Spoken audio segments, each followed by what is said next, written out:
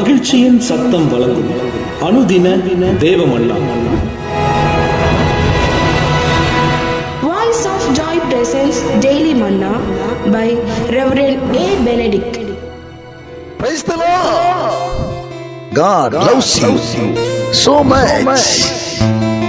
இன்றைய தேவ மன்னாவாக 27ஆம் சங்கீதத்திலே 7ஆம் வசனம்.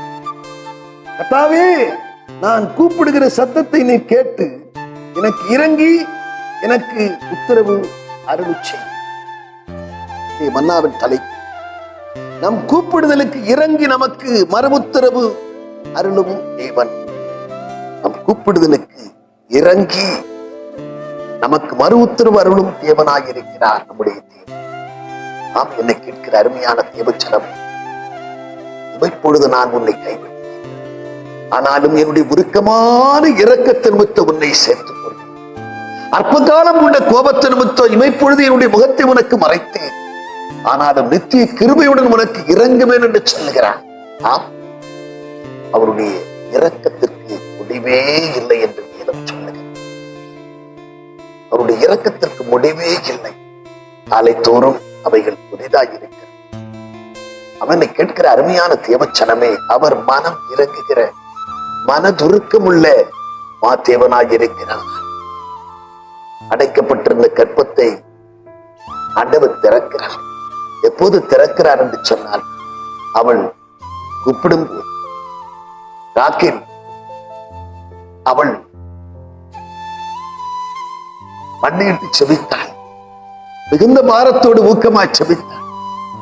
ஆரம்பத்திலே அவளுக்கு ஒன்றும் புரியாமல் இருந்த வேளையிலே தன் கணவன் தான் இதற்கு காரணம் என்று சொல்லி கணவனோடு அவள் போராடி கொண்டிருந்தாள்.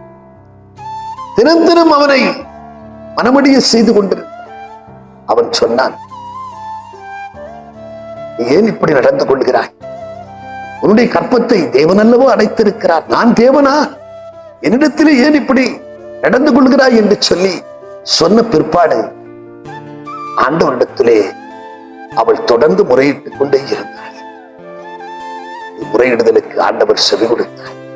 ராக்கேலுக்கு அவர் இறங்கினார். ராக்கேல் மேல் மனம் இறங்கி அடைக்கப்பட்டிருந்த அவளுடைய கர்ப்பத்தை ஆண்டவர் திறந்தார்.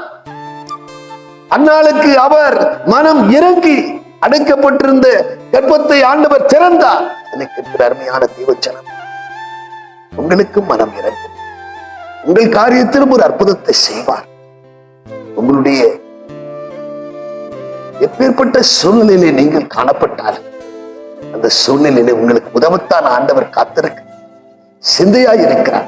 மனம் பதறாமல் இருங்கள், மனம் கலங்காமல் இருங்கள். உங்களுக்காக யாவற்றையும் செய்து முடிக்க வல்லவர். அவர் உங்களுக்காய் செய்து முடிப்பார். 138ஆம் சங்கீதத்திலே 8ஆம் வசனம் சொல்லுகிறது, கர்த்தர் நமக்காக யாவற்றை செய்து முடிப்பார். எந்த சூழ்நிலையிலும் வெட்கப்படுத்தாதபடிக்கு உங்களுக்காக யாவற்றை செய்து முடிக்க சிந்தையாயிருக்கிற கர்த்தர். நீங்கள் செய்ய வேண்டியது ஒன்றே தான், வழியாக அவருக்கு ஒப்புவித்து அவர் பேரில் நம்பிக்கையாகிறது.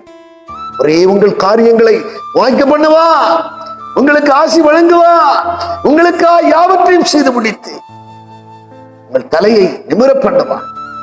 யார் முன்னிலையிலும் குறுகி நிற்க விடாதபடிக்கு உங்களை நிந்தித்தவர்கள் முன்பாக உங்களை தலை நிமிர பண்ணுகிற கர்த்தர் உங்களை நிமிர பண்ணுவார் என்கிறதிலே கொஞ்சமும் சந்தேகம். நாம் ஜெபம் பண்ணுவோம். பரலோக பிதாவே, நாங்கள் உம்மை துதிக்கிறோம், ஸ்தோத்தரிக்கிறோம்.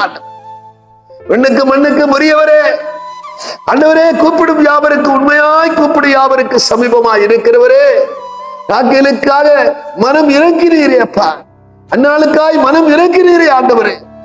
ஆண்டவரே, இந்த வார்த்தையை கேட்டுக் கொண்டிருக்கிறவரே, பிள்ளைகளிலே அநேகர் போராட்டத்தின் மத்தியில் இருக்கிறார்கள், சோதனையில் மத்தியில் இருக்கிறார்கள். அப்பா, அவருடைய காரியத்திலே மனம் இறங்குவீராக. அடைக்கப்பட்டிருக்கிற கற்பங்கள் திறக்கப்படுவதாக.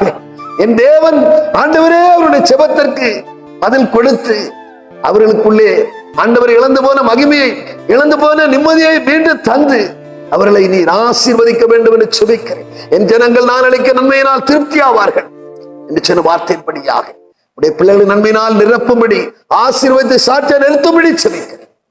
பொறுப்படுத்திக் கொண்டு வழி நடத்தும் இயேசு கிறிஸ்துவின் மூலம் செபிக்கிறோம் நல்ல பிதாவே. ஆமென்.